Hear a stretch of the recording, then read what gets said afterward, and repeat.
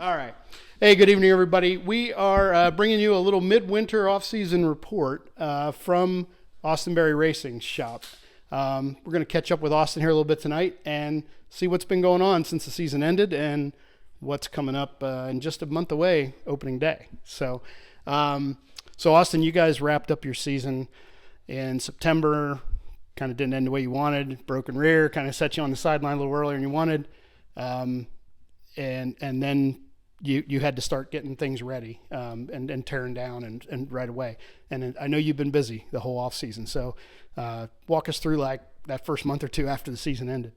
Yeah, so as soon as the season ended, we tried not to have it end. When the rear end broke there, I believe it was the Butch Reniger race. Yeah, it was. We got it tore out right away and got it down to try and get it repaired. And just couldn't get parts in time. Pretty much common story for the last 2 years. Yeah. But so as soon as we realized we weren't going to make the night before the 50 for the last race of the year, we kind of went ahead and started into winter mode right away. Got the car stripped down. Started getting a list of what all we needed then to try and get ahead of the curve, so we didn't run into the issue of not having parts come here in a couple weeks. So got a new rear end ordered. We're going to try and eliminate all those gremlins that could potentially keep us from being able to miss a week. Time to refresh some things, right? Yeah. So like we have two transmissions. We took our primary transmission, had it all torn apart, gone through, parts replaced, and surprisingly there was actually a lot that was wrong with it that it was working when we took it out. The old saying, if it's not broke, don't fix it. Well, it was a good thing we had it gone through. And then we got a brand new rear, have that ready to go. We actually just sat it in the car, I think, like 2 nights ago this week. All new bird cages, new hubs. And then pulled the motor out, kind of winterized it. We only put like 300 or 350 laps on it last year because it was actually the race after we won there. I think it was been like July 11th or 12th till we got it back. So we only ran it the second half of the year there, so we didn't have to get it rebuilt. So we pulled it out for the winter and just kind of winterized it and stuck it in the corner and put a new body on, kind of the typical stuff, new bearings, kind of the typical winter maintenance stuff, getting everything back fresh, ready to go. Yeah. I don't want to jump ahead to the upcoming year, but you mentioned the new body. I mean, I'm sure folks are seeing in the background, it might look a little different it's not done yet, but it probably looks a little different. So I know we're not going to be able to show them what it's going to look like yet. We'll surprise them later, but I don't know, anything you want to say about just kind of the refresh and the fresh look and the fresh start? Yeah, so the story I'm going to go with is I'm kind of particular how everything looks. So we had a black deck in the car, blue sides. So I wanted, when you were standing behind the car, to look at it, everything appear black. Yeah. So we put black sides on it. All right. Well, it looks pretty badass, to be honest, right now, and I can't wait to see it finished. But so you guys tore everything apart. You kind of took that opportunity to refresh everything and more so than you've had a chance to do in the last few years. So that probably puts you in a more confident spot with your equipment going into the year too. Yeah, kind of like I said when we spoke back at PRI, we're probably the most loaded for bear we've ever been. I mean, beyond having a second frame, we're going to have 2 of everything ready for this year. We have 2 sets of hubs, 2 sets of brakes, 2 sets of calipers, and 2 trannies, two rear ends. So, I mean, we already got spare body panels made in case the high side of Port Royal bites me again or something. But we're gonna try and be ready for bears. If something happens, nothing's gonna keep us out this year. Well, you're getting to be the master of segues already. You mentioned PRI.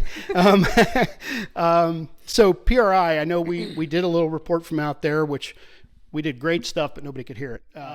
You guys went out there. It's a 3-day trade show in Indianapolis for performance racing industry. For those who aren't familiar, and you guys go out there with a particular agenda. I mean, you maintain relationships, you create new ones, lots of things like that. But tell us about your 2021 PRI. Yeah, so we kind of go out there, like we said before, to talk to all the people that we already, are working with. Like we stopped and talked to, the guys at the Bay Ahead booth and, Hoosier Mid-Atlantic, just pretty much all the, VP, all the guys we already use. And then also looking for, what new partnerships we can, start going forward. So some of that's in the works. Took advantage of some deals at the show. I got a new set of hooker harness belts and got potentially new K1 suit on the way. Yeah. Unfortunately, we're probably not going to quite have that So the look won't be complete day one, I guess. No, we're gonna have to keep working on it. And then we talked to the guys at DMI while we were out there, and talked about the whole process through getting the new rear end and some of the changes we made on our program from that side of it. I mean, we not only did get a new rear end and change brands, but it's not exactly what we had before. Yeah. So, and I know you've had a relationship with Swift Springs. You kept that going. I know we met with them, and you're going to continue that relationship. I guess talk about some of the other returning partners you have that help you get this deal done, and then I know you got some new news for 22 as well. But you got a lot of people who help you out. Yeah, definitely. There's a lot of people who help us out. So one of the people we brought on board last year that's going to be back on with us again this year's Lucas Hill Custom Butcher Shop. Also Jim Stevens with JDS Racing Shocks. We got a lot of new stuff going on with Jim for this year. Actually, this past week we actually just picked up brand new Spring Smasher we got through Jim, and actually this Sunday we're going down to Jim's to pick our shocks up, and we got a couple new ones and kind of go through getting all that ready and discuss some stuff we want to try. Maybe some things that are a little outside of what we've been doing. Because we got that bug day the day before opening day to kind of try some stuff, make sure we got all the gremlins worked out to be ready to go for Sunday. Right. No, that's good. You got to a baseline now where you can start to focus on new things. I know you got to the level of consistency last year that you've been looking for a while, and that's now allowed you to kind of turn your attention to some finer details, I suppose. Yeah. That's one of the things we're going to work on is, we've been good when we can start up front. When we've started in the back, we can, kind of drive up to the tail end of the top 10. But we start at the tail end of the top 10.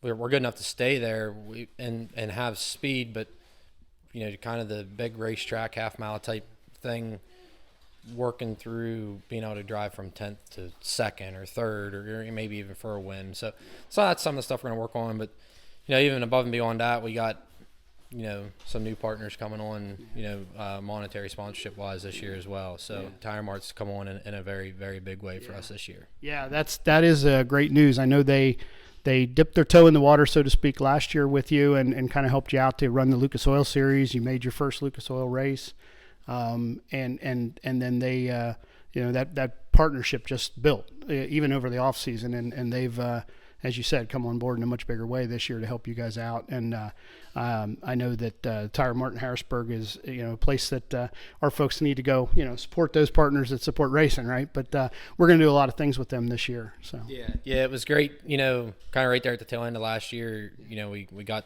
the deal kind of worked out with them to enable us to even be able to go to the Lucas race. It wasn't something we wanted to do it, but we weren't actually going to be able to pull that off.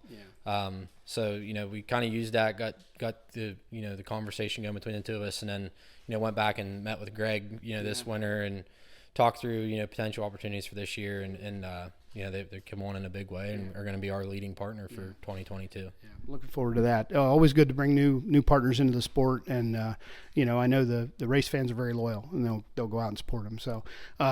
So we're a month away from opening day at Port Royal.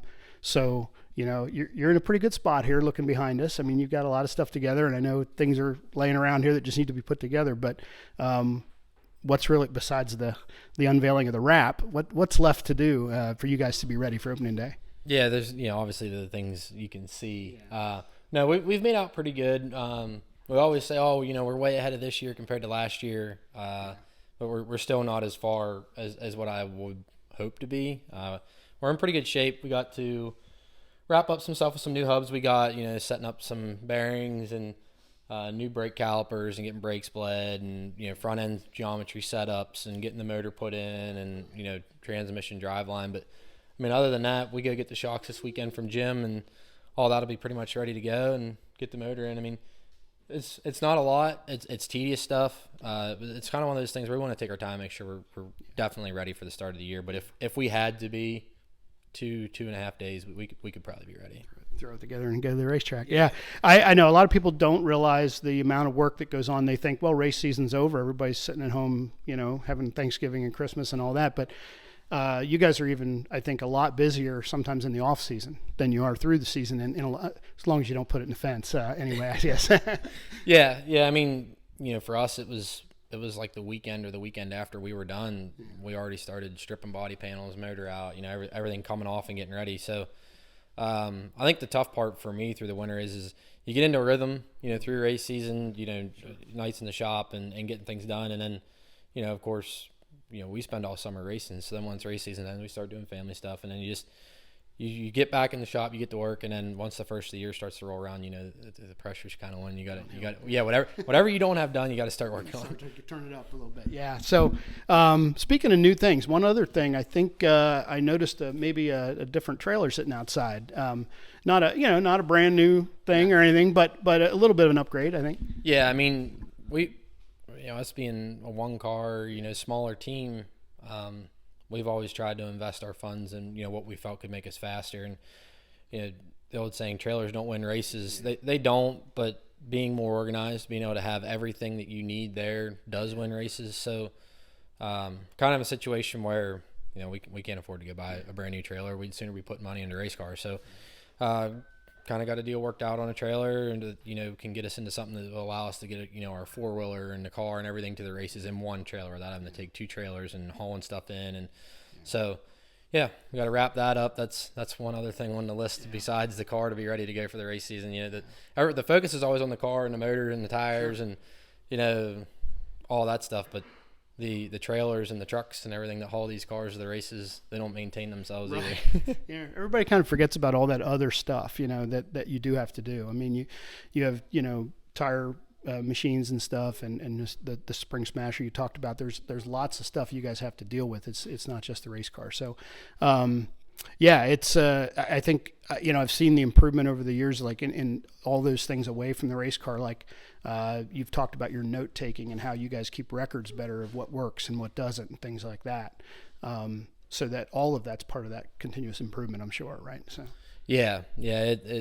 Every year that we keep doing this super late model racing thing, we feel like, okay, well, we're more prepared than we've ever been before. And you get going, and it's like, well, there's one more thing. So it's, I mean, you got the speed weeks are going on now. You listen to those guys' interviews and, what they talk about. Just the work never ends. It doesn't matter whether you're racing on a national level or a local level like we are. I mean, it's tough. It's a tough field. And, Port Royal today is kind of, from what the stories I hear, it's Hagerstown of the late 90s, early 2000s, so the best guys in this area are 10 miles down the road on a Saturday night. So yeah.